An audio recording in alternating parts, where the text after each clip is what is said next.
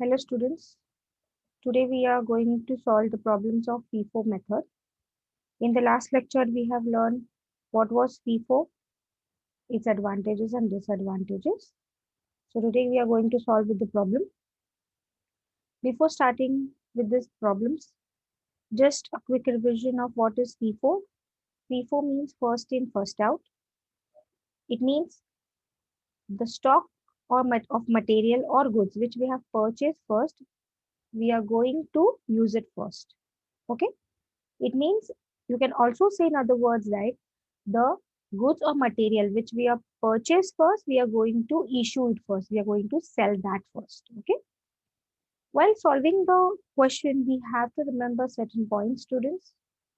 There are some three important points which will help you to solve the problem easily if you remember this. First is always arrange date, month, and year in chronological order. That means you have to check whether the transactions dates are arranged properly, month and year also. Second is purchase rate to be taken from the question. You have to consider the rate of the purchase from the question itself. But many times in the question, the sales rate is also given to confuse the children, that is the students.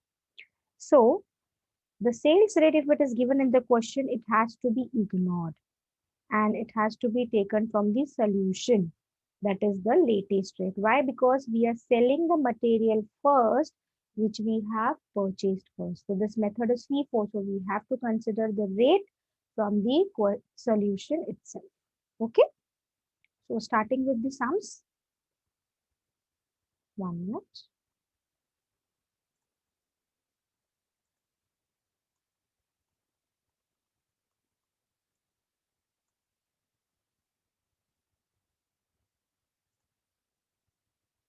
Okay.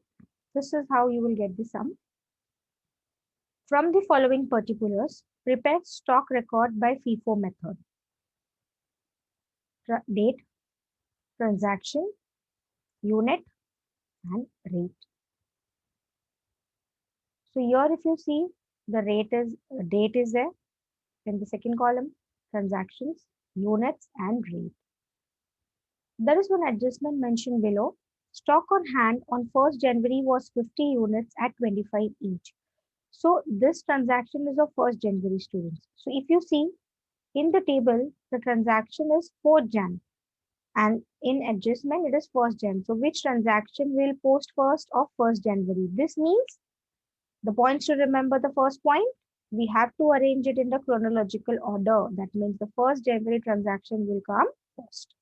Okay. Now moving on to the format. This is the format, how it looks. Date, purchase, sales, and balance. In purchase, you have to divide it into three parts. Unit, rate, and amount. Sales, again in three parts, unit, rate, and amount. Balance, again in three parts, unit, rate, and amount. Now, what is amount? How do we get amount? So, we get amount by when we multiply unit by rate, we get amount. So, when we multiply unit by rate, what we get?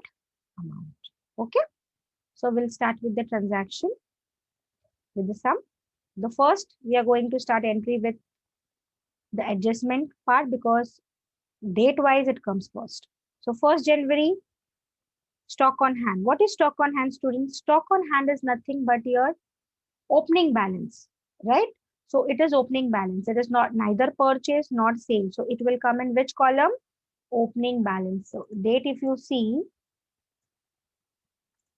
the date, it is mentioned 1st January 2021. Unit, how many units? 50 units. At what rate? 25 rupees. So 50 into 25, it comes to 1250. Now we'll go to the second transaction, which is 4th January. Over there, we have done some purchase. So we'll write in the date column 4th January.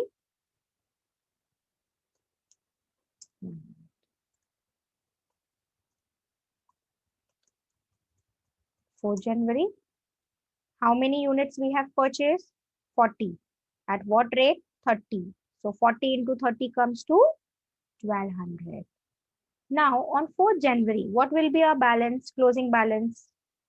Previous day, what was the balance? 50. So that is carry forwarded. 1st January's balance is carry forwarded to the 4th one. 4th January also. So on 4th January, we will be having two stock. First is of 1st January, that is 50 units at 25 each. And on 4th, which we have purchased for, that will come in the second, that is 40 units at 30 rupees, that is 1200. So on 4th January, we are having two stock, that is 50 units and 40 units. First stock is at 25 rupees rate and the second stock is at 30 rupees rate. So what are we doing over here in FIFO method? The stock which we have purchased first, we have written on the top. And the current stock, we have mentioned it below. Okay, so this method, this entry method is known as FIFO method. Next is 17 January. On what we have done on 17 January? We have purchased 60 units again. So 60 units at 28 rupees, which comes to 60 into 28, 1680. So on 17 January, we are having how many stocks now? Total 3. How? 50 of previous day at 25 rupees, 40 of previous day again of 30 rupees, and today's current stock 60 units at 28 rupees. Next, we have done some sales. On what date? 20 January. How many units we have sold? 50. So while selling, we have to see what is this method? FIFO. So which good will be sold first, which we have purchased first.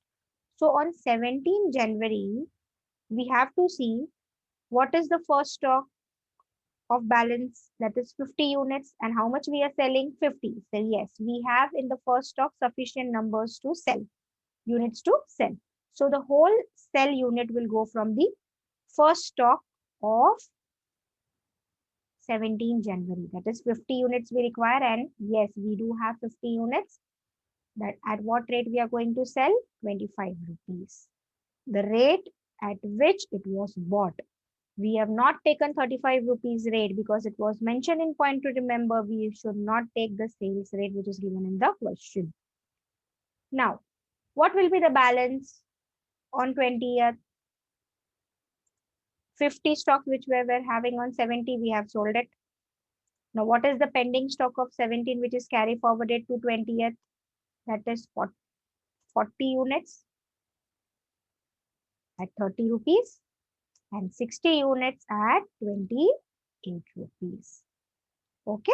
So on 20th January, we are having two stocks, that is 40 and 60. Then again, we have done some purchase on 22nd January. How many units? 80 units. We will consider the rate because it is a purchase at 29 rupees. Now, what will be our closing on that day? The previous day's balance carried down, right?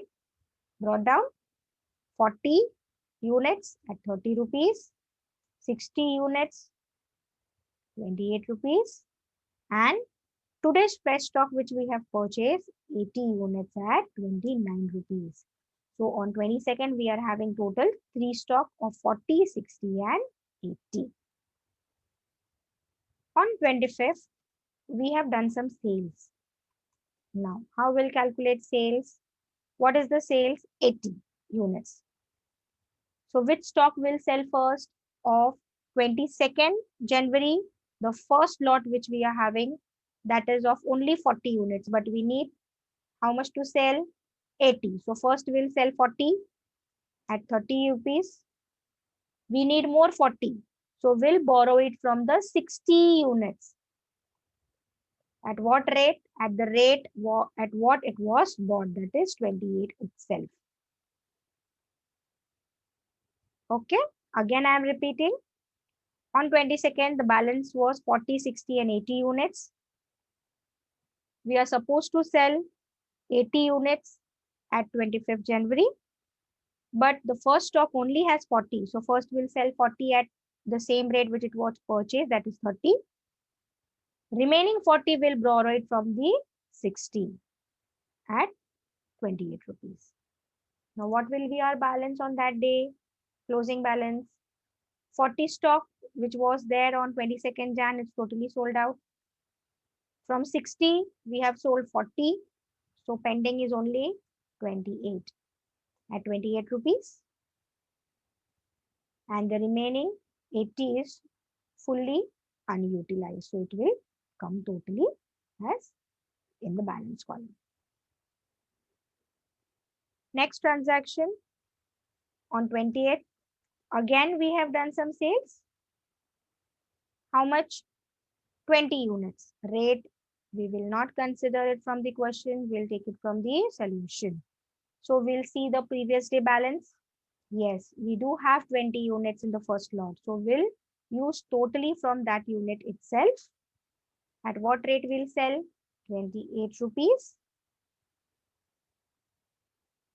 Now what will be our closing balance on 28 Jan? 20 units was there, which is totally sold out. So how much is pending? 80 is only pending. At what rate? 29 rupees.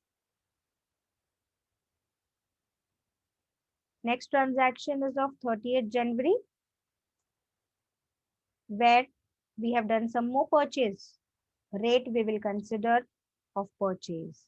So 100 into 26 comes out to 2,600. So what will be our closing balance on 30th January?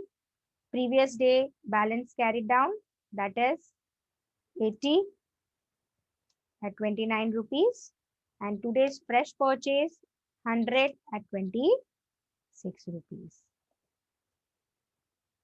Okay. Last transaction is of 31st January, where we have done some sales. How much? 90 units. Rate we will not consider. I'm repeating it again and again. Sales rate will not be considered from the question. So 90 units we are going to sell. Date is 31st January. Now we'll see whether we are having it in the previous day. That much balance? Yes, 80 and 100 we are having. So first we'll sell 100 and the remaining 10 will borrow it from the 100. So first we'll sell 80 and then we'll borrow 10 from the 100. 80 at what rate we'll sell? The same rate which it was purchased, that is 29, and 10 at 26. So what will be our balance? 80 is totally sold out. From 100, 10 is sold out. So how much is remaining? 90 units is remaining. At what rate? 26 rupees. So what is our closing stock? 90 units.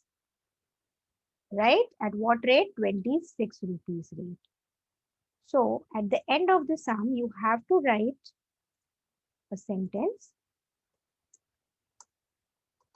The closing stock is valued at 2,340 at 90 units for 26